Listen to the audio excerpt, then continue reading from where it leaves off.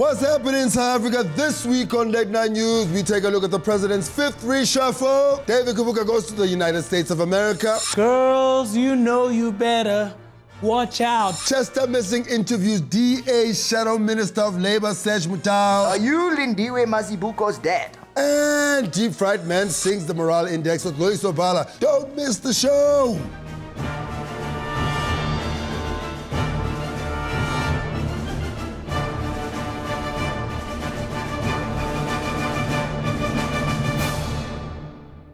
The ministers of this country have a tough time. Just when they thought it was safe to go outside, brah, brah.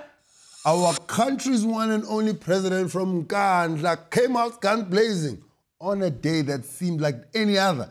Jacob decided to do what he does best. This last week, our #1 bachelor decided to drop another reshuffle album, making it his fifth reshuffle since he came into power in 2000. And now it's official.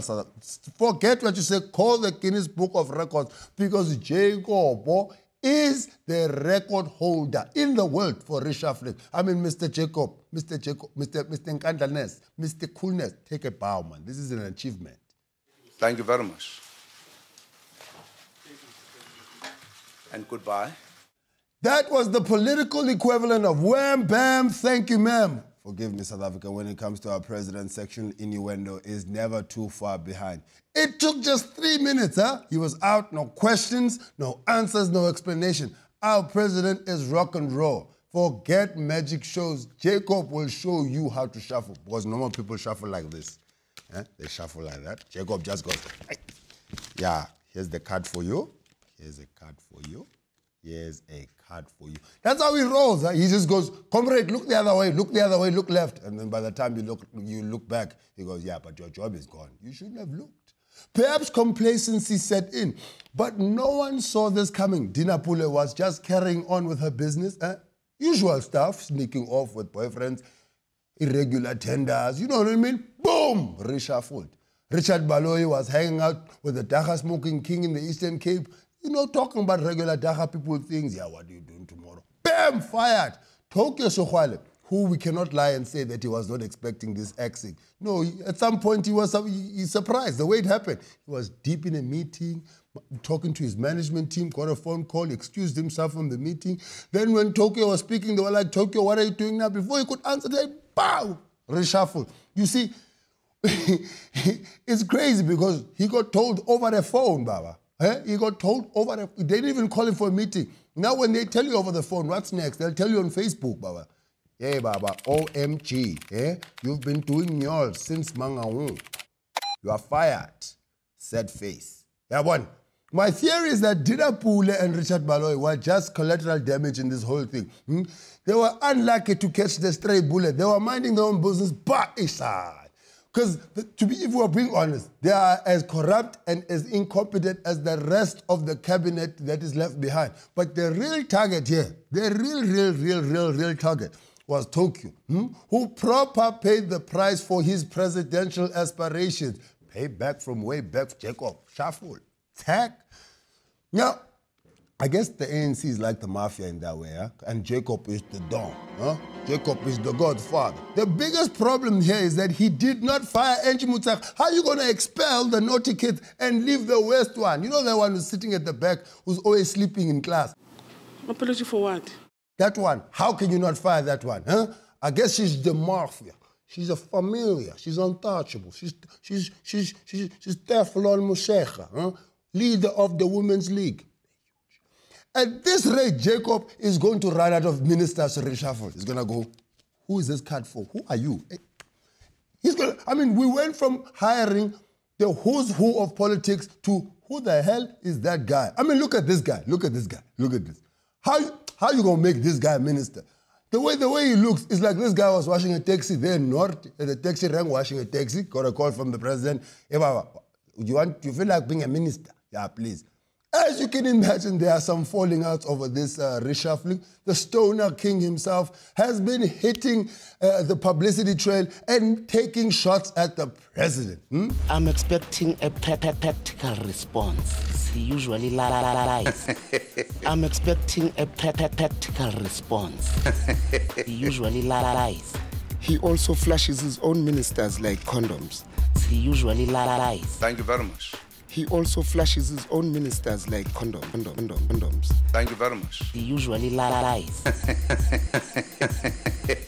I'm expecting a practical response. He usually lies. I'm expecting a practical response. He usually lies. Look, we feel out of line here addressing this thing with the king. So we're going to let a chief or someone deal with this issue. We are dealing with a delusioned incumbent who somewhat has been smoking a number of things that are beginning to have an effect on his thinking capacity. Don't go anywhere, South Africa, because after the break, David Kibuka goes to the United States of America.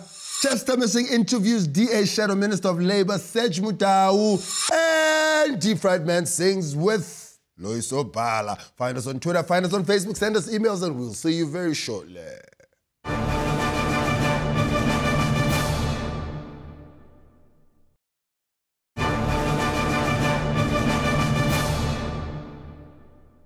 Welcome back. We now cross over to our international correspondent, David Kibuka, who's in Los Angeles. Dave, what's happening there? There are protests here because last week a judge found George Zimmerman not guilty of the murder of a 17-year-old African-American boy called Trayvon Martin.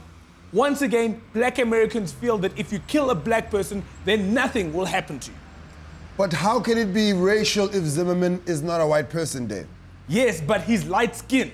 The States has gotten so bad now that even light-skinned people feel free to shoot black people.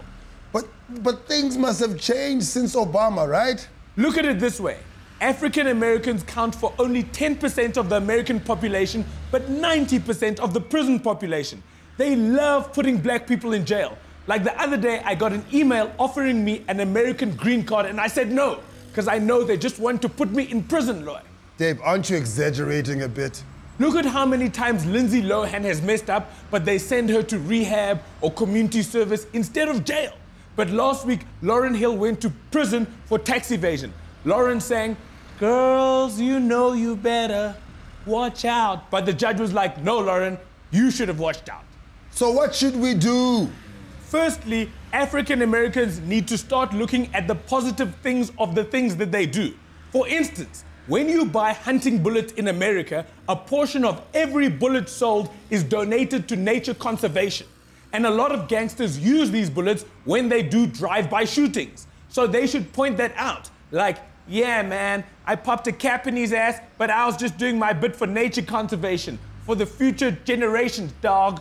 What else, Dave? Come on. Black people need to own their own businesses so that they can have some sort of power. Rap music just encourages us to be consumers, but we need rappers to tell us to invest in unit trust and things like that. Like, I don't think there's one black-owned airline in America. Even in Africa, black people don't really own airlines, and if they do, it's always a bit dodgy. Like, you know you're on one of those African airlines when they give you a real knife and fork and they're cooking real mohodu in the back. What about the other minorities in America, Dave? How are they doing? Well, the Latinos have Jesus on their side, so they're doing a bit better. That's why Zimmerman got off, because they have Jesus on their side. What do you mean they have Jesus on their side? Lots of Latinos are called Jesus because in South America, it's okay to call your child Jesus. But you can't do that in Africa, because if you're in Limpopo, best you don't introduce yourself as Jesus Shabalala. But Dave, Shabalala is a Zulu name. Thank you, Lord. Ladies and gentlemen, that was David Kibuka in Los Angeles, United States of America. Julius Malema is back, and he has introduced us to his extreme fashion sense. What the hell are those guys wearing on their heads? It looks like he rounded up all these guys after a hard night of partying at Club Za. They were dancing, where the girls, where the girls? Yeah, we need economic freedom, yo. Juju has been at his swashbuckling best saying that the ANC is dead and he is sorry for bringing us Jacob Zuma. He's clearly planning on compensating us by becoming the president of South Africa. And that's not enough. He has also convinced Honorable Kenny Kunene to be his deputy. Can you imagine South Africa, that cabinet? Floyd Shivambu is going to be the Minister of Women Affairs. Fana Mukwena is going to be the Minister of Health, because Agiri played Dr. Mandla on Generations, yeah? So he knows a little bit about health. People will vote for Julius because they want to be entertained. And can you even imagine Julius as a president? I mean, can you, just in your mind, can you just imagine? South Africa, I just think that Julius Malema should just become a stand-up comedian, right? I think he's the funniest guy we have in this country. I think he's hilarious. I mean, don't take my word for it. Let's see what David Carl thinks of it. Now, with the Comics Choice Awards around the corner, we would like to nominate, of course, the one and only Julius Malema. So tonight what we are going to do, we are going to analyze the EFF press conference. A great example of a well-put-together comedy set. I mean, it's, let's just have a look at it. We've got a completely different plan.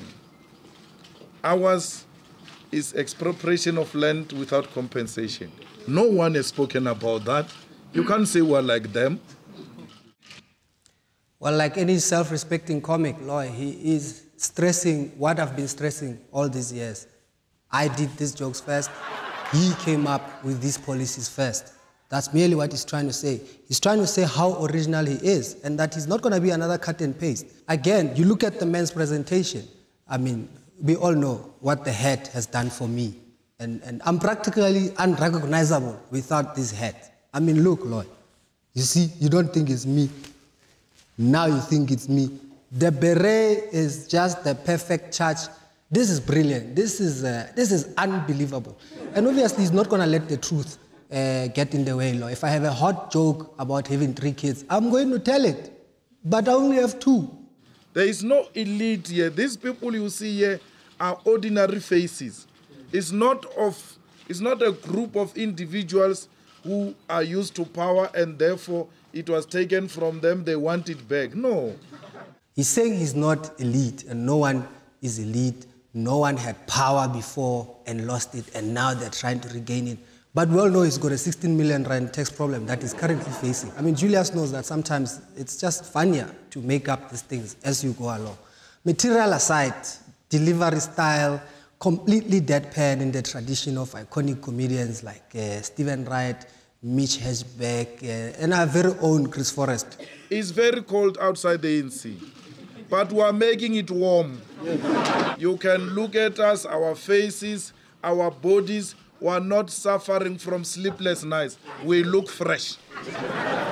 Set up, punchline. I mean, the consistency is truly unbelievable. Yes, we know that it's cold outside the ANC. Everybody knows that. It's a fact. Anyone could have told that joke. Trevor Noah could be telling that joke, it's cold outside the ANC. It's the kind of joke that once he has told it, no other comedian must have a joke about it's cold outside the ANC.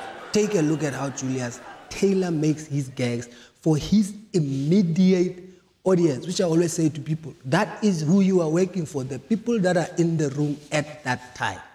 It's just a message of congratulations to SABC for having made it to the press conference. We want to thank Claudi for having allowed you to come. We know you're operating under difficult conditions. We know and appreciate your suffering. One day you will know a true freedom. We want to liberate you. We want. I know how New Age was formed. Who formed it? For what purpose? I know it. So you can't do that on me. Please don't. I don't want that. I know you are not a newspaper. You are not a newspaper. You are a newsletter.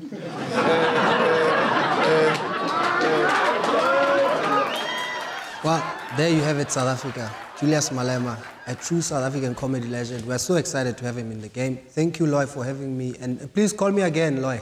I'm available these days. Definitely should become a stand-up comedian. Anyway, after the break, Chester Missing talks to Serge Mutau from the Democratic Alliance. Find us on Twitter, find us on Facebook, send us emails because we read every single one of them, and we'll see you after the break.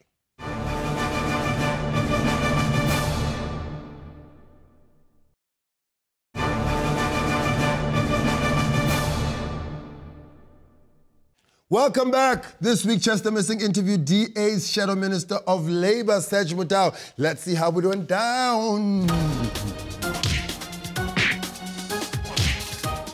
How's it going, man?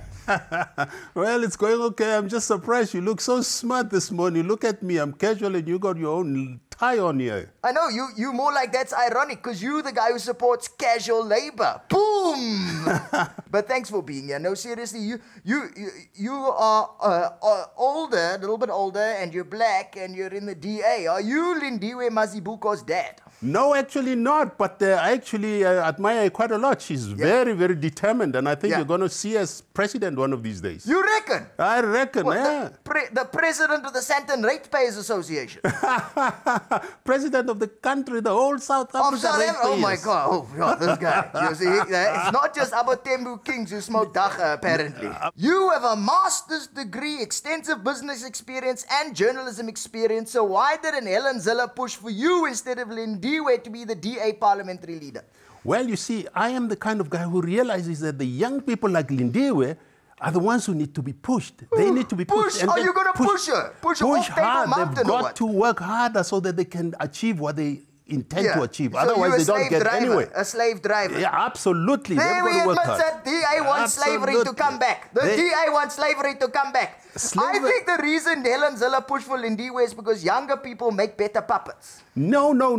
Younger people got minds of their own, you see. You got smart guys there. Musi is coming in. The other guys are coming in. So the bloody guys are going to be Musi working sounds very like hard. something. Musi. Is there a lot of infighting in the DA? Well, not a lot of infighting. A lot of in-discussion. That's the important thing. In-discussion. Yeah, that's political bureau for infighting.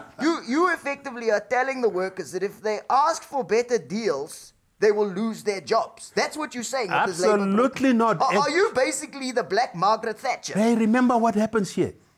If all the people are employed, then everybody could ask for whatever they wanted to be paid. No, hang on. All the people are employed. That's another euphemism. You're ignoring the part where all the people are employed for nothing. For nothing. You must work for a can of baked beans. Remember what the problem is. The problem is we don't have enough growth. So when we don't have enough growth, then the scalums come along and they employ people for very little. So your voters, the DA voters. That's who does that. They are the scallops. All the voters. The DA thinks their voters are scallops. The people who can then say, I have a job, I need 2 people, but there are 100 people, so they can do what they like. Now what we want to do is to change that situation so there are more jobs than there are people. The thing is, it's imaginary thinking. You want to pay people peanuts, and that's why you have lots of jobs. I mean, that's like thinking you're feeding everybody by giving everybody half a slice of bread. Well, you see, everybody's starving a little bit. When everybody is working, then nobody will be paid peanuts because you can call your price. If they want your labor, they've got to pay for it. Oh my God. That's relying on, I hear what you're saying, but that means you're relying on capitalists to actually trickle money down. There's no proof the capitalists will do that. None, anywhere in the whole world, anywhere. That is why what we're telling the young people today, don't think of yourself as a worker, think of yourself as a work provider. Don't think yourselves a worker, but that is so middle class. Because that is so middle class because thinking, I mean, basically, start your own business is the 2013 version of let them eat cake. You've got to admit that some people are economically disadvantaged from a historical point of view, and that way they can't start businesses. I was waiting for you to come.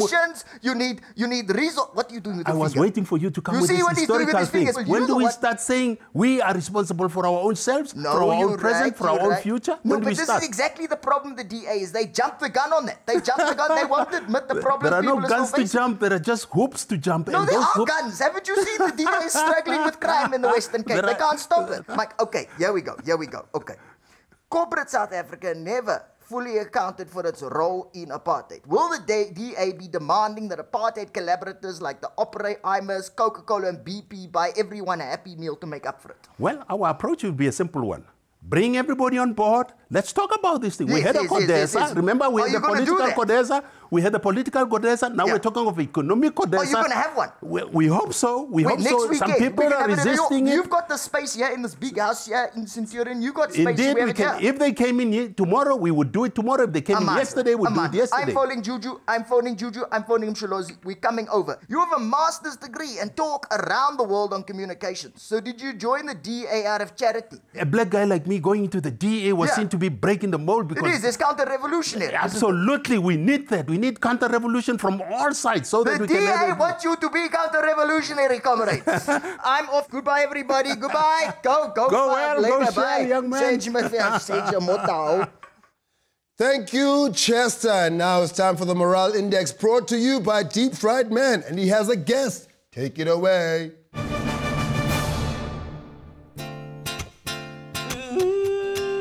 Forget Loyiso Gola.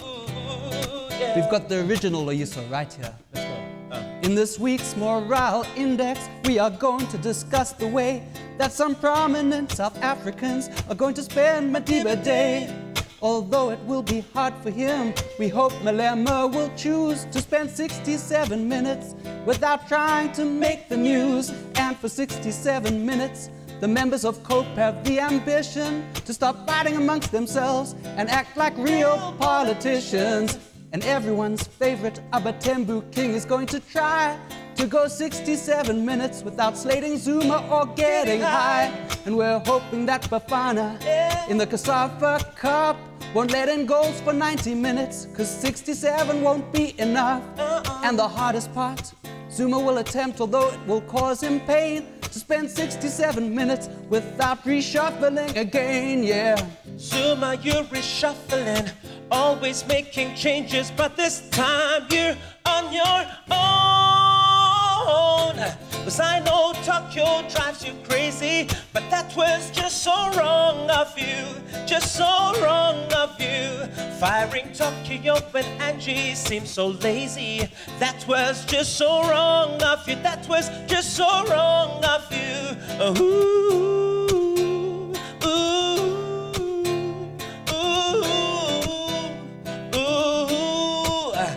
Firing Tokyo when Angie seems so lazy, that was just so wrong of you, that was just so wrong of you. Thank you, lawyer. Pleasure, man. Thank you, Deep Fried Man and Loyiso Bala. South Africa, that's it for the week. Well, that's it from me, because next week the show will be hosted by my good friend, Mr. Kagiso Lediche, because I'm going to be away at the Just for Laughs Comedy Festival in Montreal. Send us emails, find us on Twitter, find us on Facebook, and I'll see you next time.